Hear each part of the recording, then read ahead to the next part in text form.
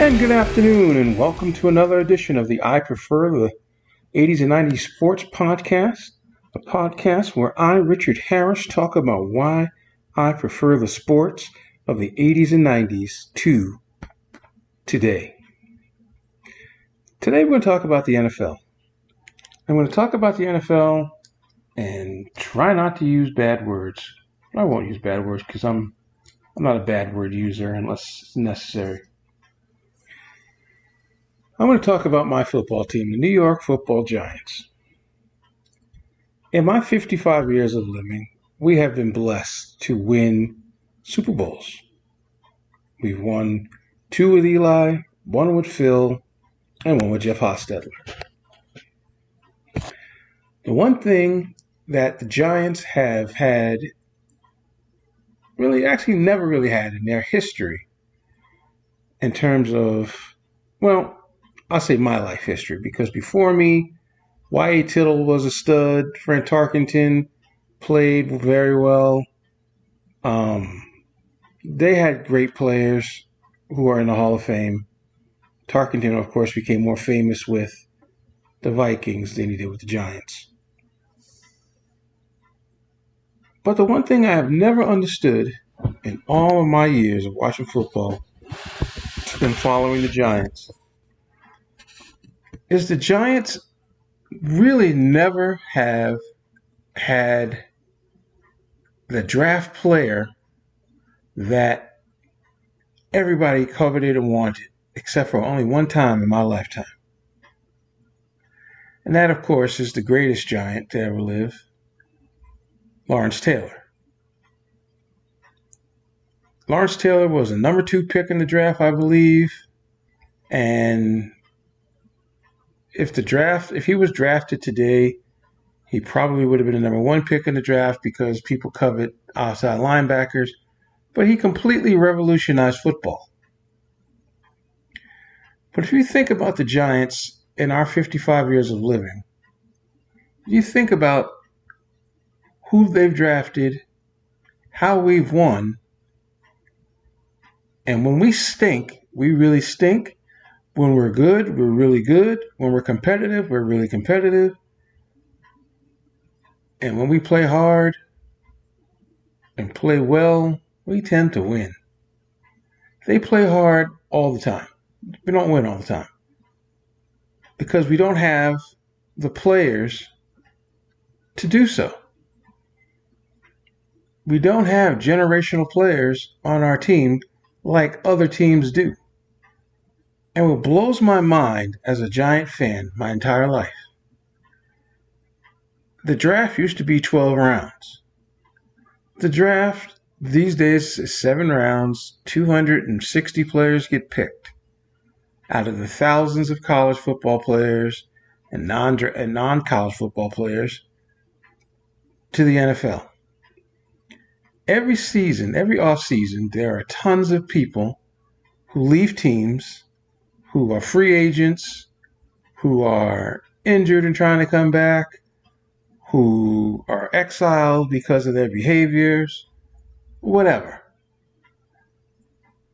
The Giants don't dip in that pool unless I can't even give you an unless. The only person in Giants history, to my recall, that the Giants have sort of gone out of their way to get that was kind of good was Kurt Warner. But at that time, Kurt Warner was coming off of, the shine of being the Rams quarterback and kind of coming back to earth. And, the Giants took a chance. We couldn't protect him. He was getting beat up, fumbling all over the place. He was supposed to be, and he was, the stopgap until Eli came in and they said, you're the number 1 pick in the draft. Get it done. And years later, Eli did get it done. And what's sad about Kurt Warner is then the Giants release Kurt Warner, and Kurt Warner goes to Arizona and resurrects Arizona and got himself into the Hall of Fame. Now you say, that I said earlier that the only one player in the history of the Giants that the Giants sort of coveted, a player that a lot of people coveted and got, Eli Manning wasn't coveted. And essentially, Eli Manning basically said, I'm not going to play for a crappy team. I'm not going to play for the Chargers. I'm going to play for the Giants. I'll play for anybody but them. And so the Giants and the Chargers made a deal, and Eli got to go to the Giants. But Eli wasn't like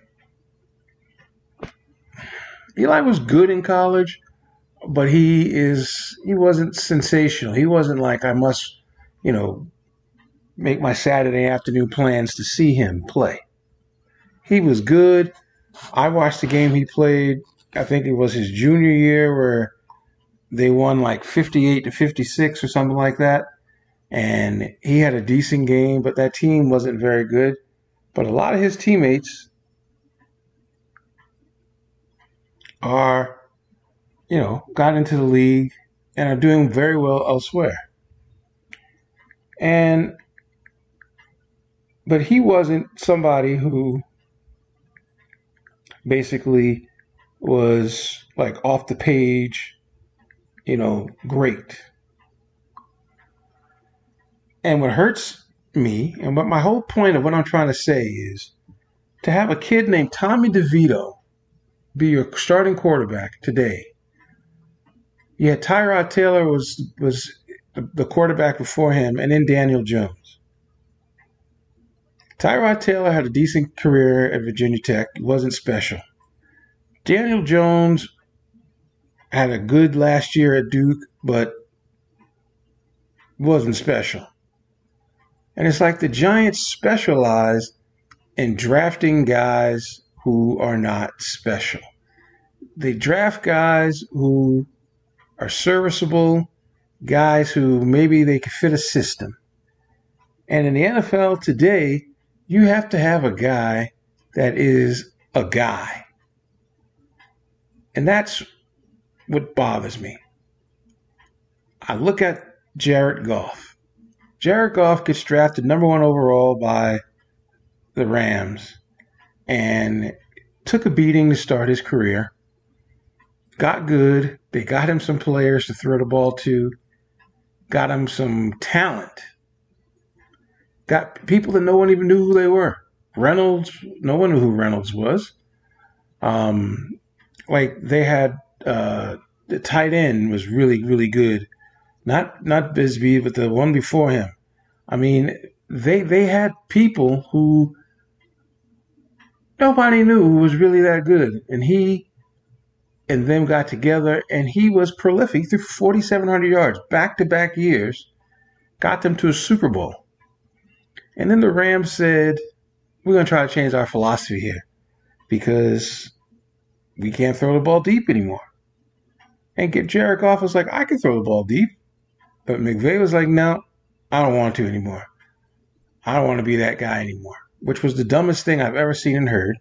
They obviously butted heads, and Jared Goff is now playing for Detroit Lions, and he's looking like Jared Goff from 3 years ago, where he threw for 4,700 yards, and I just watched him light up the Chargers. What's my point? My point is the Giants don't make moves to get a good quarterback like Jared Goff to play for them. The Lions did, and the Lions are 7-2 and doing pretty good. The Giants have always decided to stick in the middle of the rounds of the draft, never go up, never go down. Was 2 years ago in the draft, we had a chance to get the Heisman Trophy winner, Devontae Smith. And what happens? Just before our pick, the Philadelphia Eagles said, we jumping in, we going to get him so the Giants can't have him. And that's exactly what happened. We picked up Odell Beckham Jr. No one thought Odell Beckham Jr. was going to be what he was before his injuries. He made incredible catches in college and was a good college football player. He wasn't anything special. I watched LSU every Saturday. But he got to the first round. But no one thought he was going to be sensational like he was. And that one catch made his whole career.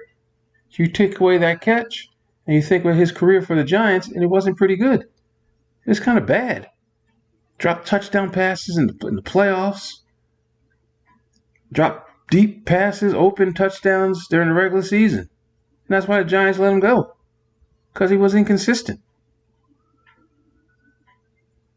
And so I'm sitting here pouting and wondering, just why don't we go after certain players who are available to go after?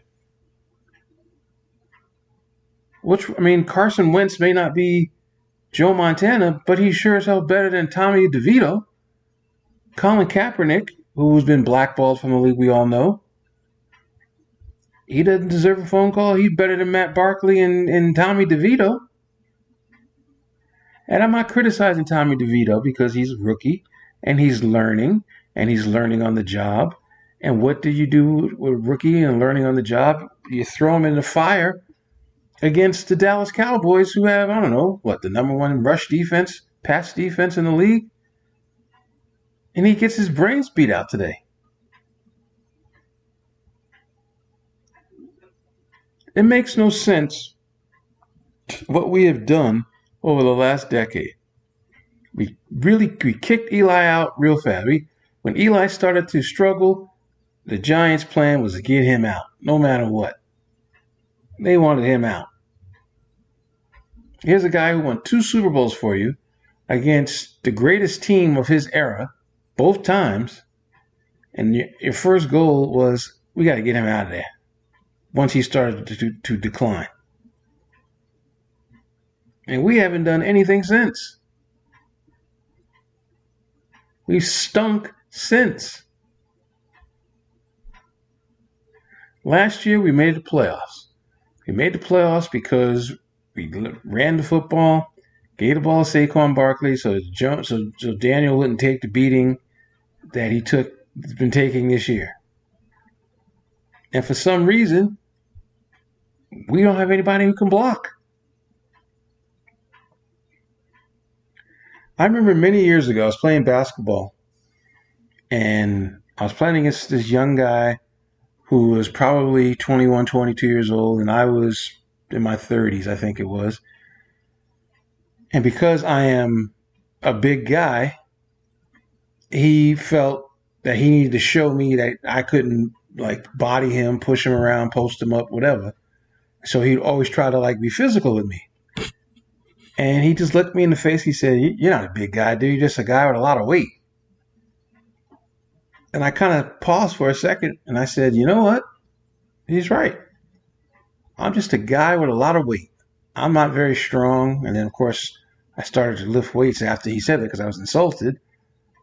But I got his point. And that's what the Giants' offensive line is. They're just a bunch of guys who have a lot of weight, but they're not strong. They can't move anybody. They can't block anybody. I'm 55 years old with a bad back and 2 bad hips. You might as well put me out there to try to pass protect or run block.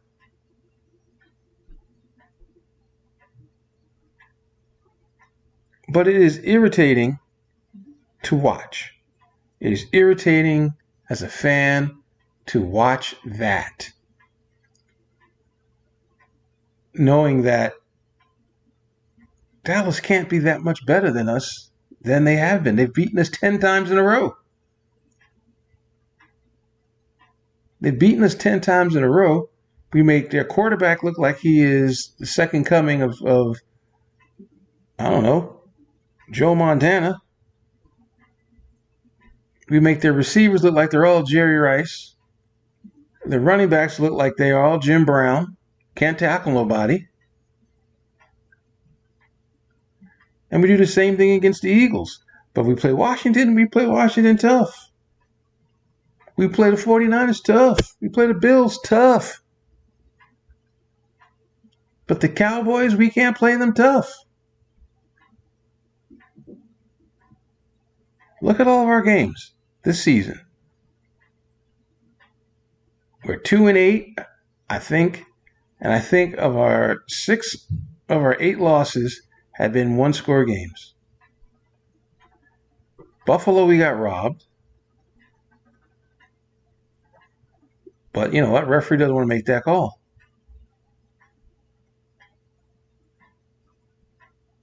But to be manhandled, to be physically pushed around and embarrassed like that on national TV, to not have a preparation. There was a quarterback in the 80s and 90s. I think his name was Damon Huard. Damon Huard was the backup quarterback for the Buffalo Bills. I think Alex Van Pelt was the starter, and Van Pelt got hurt, and Huard had to come in to relieve him. And at the end of the game, Huard stood up in front of the mic and looked at the microphone, spoke into the microphone, and said, "I apologize to the Buffalo Bills, to the fans of the Buffalo organization. I didn't know the plays. I wasn't prepared to play." And not only did he take a lot of hits during the game, of course he got crucified afterwards for making that statement. That he came right out and said, "I wasn't prepared to play." You know, obviously his career pretty much was over. Because, like, how can you not be prepared? Football's not a game where, like in basketball, if you don't know the plays, all you got to do is just run around and get open and make shots, and they'll give you the ball and say, "Clear out, let him go," or "Screen and roll, let him go." In baseball, you don't know the plays, say, "Okay, you play the outfield then. You don't have to know the plays. Just throw the ball to the right base, and when the ball's coming to you as a batter, hit it." You know, soccer, yeah, you need to know some plays. Hockey, they put you on a line. Yeah, that's a dangerous sport too. You better know what you're doing, or someone will knock your brains out. That's what football. Football, you don't know the plays, they'll knock your brains out. It's like that movie, The Water Boy. I've said this twice this week already. You know, you don't know the plays, and you're back there and as the quarterback position, those big men in front of you don't block for you, you're going to get hit and going to get hurt. And thus, that's what's happening throughout this league. I'm not saying people don't know the plays, but I'm just saying that people aren't prepared to play, or they are prepared to play. The offensive line, like I said this week already, Thursday, their job is to protect you. And if they can't protect you, what good are they?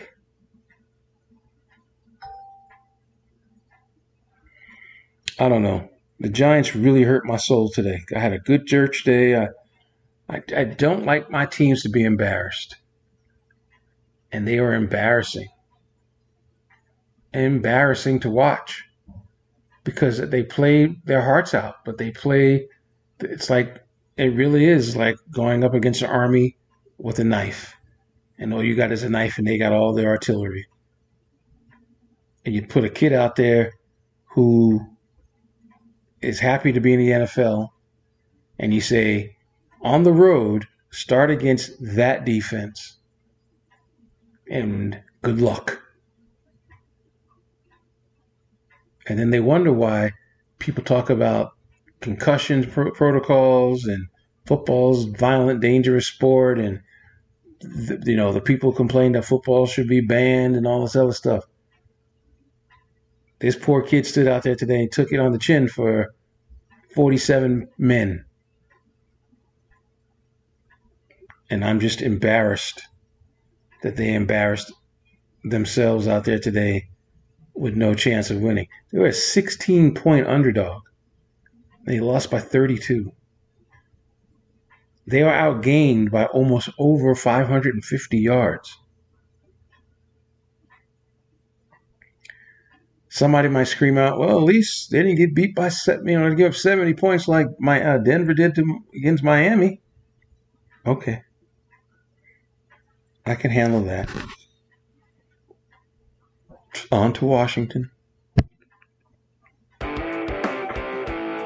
The Giants in the 80s and 90s were bad early. They got better. Hopefully this team will get better too.